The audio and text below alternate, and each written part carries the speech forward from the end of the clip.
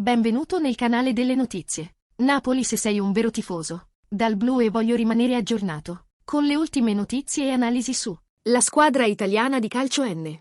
Dimentica di iscriverti al nostro canale e lascia il tuo mi piace. Supportami. Contenuto: il Napoli esprime interesse per Zidane, ex allenatore del il Real Madrid. Napoli sta facendo impazzire. Scenario calcistico italiano con novità che sta seriamente considerando assumere l'ex allenatore del Madrid come sostituto di Rudi Garcia. Speculazione su arrivare il possibile cambio di comando dopo un altro pareggio deludente. Campionato italiano se n'è andato. I tifosi del Napoli sono frustrati ultimamente. Pareggio 2-2 per il Milan. Sabato scorso ha prolungato la serie di risultati negativi della squadra, guidato da Rudi Garcia, e dalla pressione. Aumentano le fonti sull'allenatore francese, vicino al CDA del Napoli. Ha rivelato che Zidane è diventato l'obiettivo principale della squadra.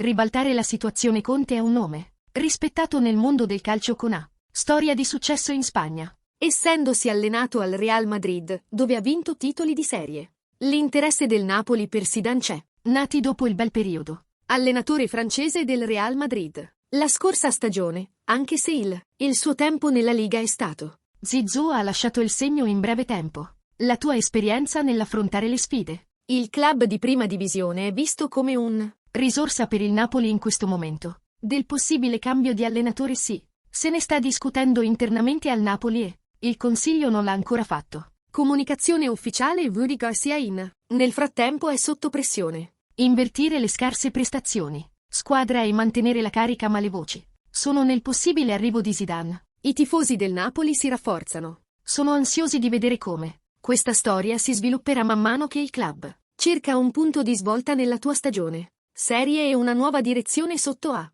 allenatore rinomato come Zidane.